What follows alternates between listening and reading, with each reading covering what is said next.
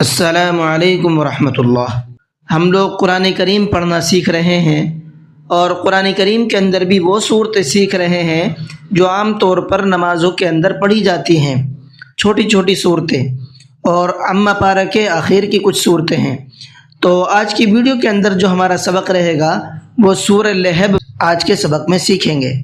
تو چلیے سبق کو شروع کرتے ہیں، لیکن سبق کو شروع کرنے سے پہلے آپ سے گزارش ہے ویڈیو کو لائک کر لیں، چینل کو سبسکرائب کر لیں تاکہ قرآن کریم کو سیکھنے کی تمام اپڈیٹ آپ تک پہنچتی رہے اور ہم تمام لوگ قرآن کریم کی برکات سے فیضیاب ہوتے رہیں، اور اسی طریقے سے ہم لوگ قرآن پڑھنا سیکھ جائیں اور ہماری نمازیں بہتر ہو جائیں۔ تو چلیے سبق کو شروع کرتے ہیں۔ اعوذ باللہ من الشیطان الرجیم، بسم اللہ الرحمن الرحیم۔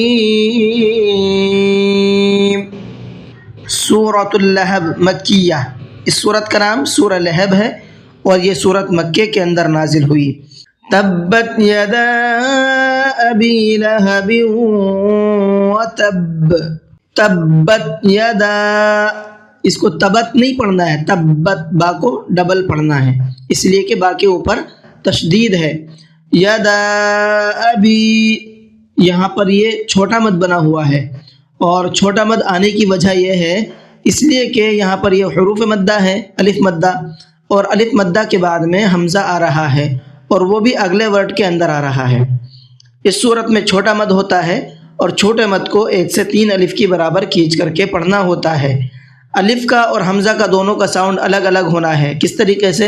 یدا ابی، یدا بھی نہیں پڑھنا ہے اس کو، بلکہ یدا ابی لہب، باقی نیچے تنوین ہے اور تنوین کے بعد میں واو ہے۔ تنوین کے بعد میں واو آتا ہے تو وہاں پر تھوڑا سا ناک میں آواز کو چھپا کر کے پڑھتے ہیں، غنہ کر کے پڑھتے ہیں۔ کس طریقے سے؟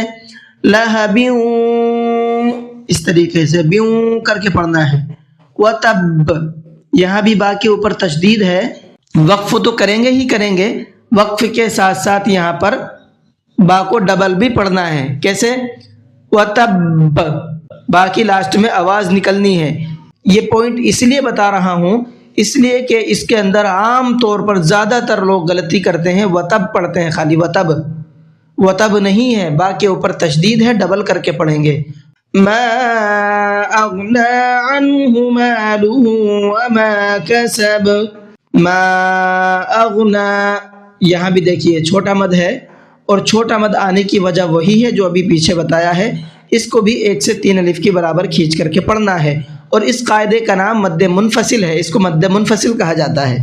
مالوہ، ہا کے اوپر الٹا پیش بنا ہوا ہے اور الٹا پیش بھی کھینچ کر کے پڑھا جاتا ہے، اس لیے ہا کو کھینچ کر کے پڑھنا ہے۔ مالوہ وما کسب سیصلی نارا ذات لہب، سیصلی، صاد کو پر کر کے پڑھیں گے اور لام کو کھینچ کر کے پڑھیں گے۔ نارا، را کو پر کر کے بھی پڑھنا ہے، اخفا کر کے بھی پڑھنا ہے، اس لیے کہ تنوین کے بعد میں زال آ رہا ہے اور زال اخفا کے حرفوں میں سے ہے۔ اگر تنوین کے بعد میں اخفا کے حرفوں میں سے کوئی بھی حرف آتا ہے تو وہاں پر اخفا کرتے ہیں، ناک میں تھوڑا سا آواز کو چھپا کر کے پڑھتے ہیں۔ کیسے؟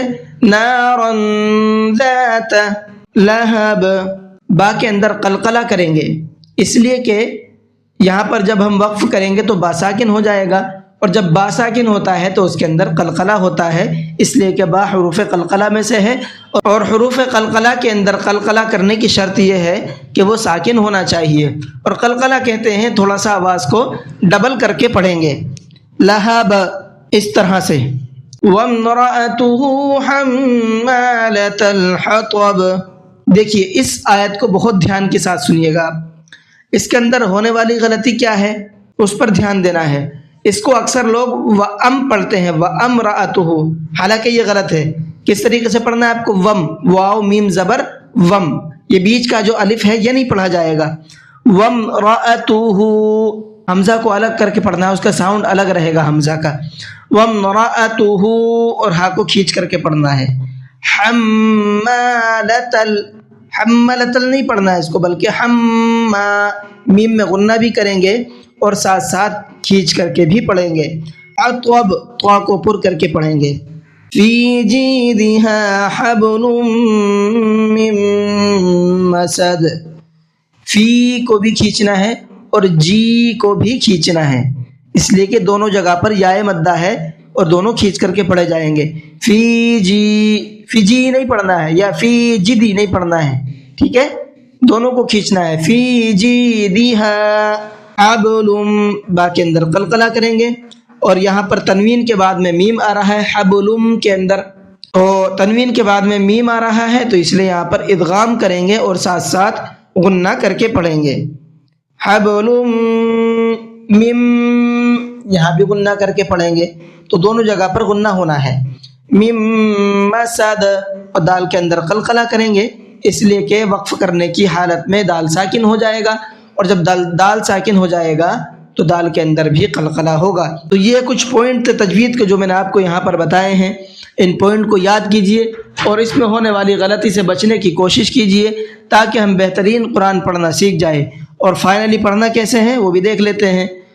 تبت یدا ابی لہب وتب ما اغنى عنه ماله وما كسب سيصلى نارا ذات لهب وامرأته حمالة الحطب في جيدها حبل من مسد. جی آج کی سبق کو یہیں پر ختم کرتے ہیں. السلام علیکم ورحمۃ اللہ وبرکاتہ.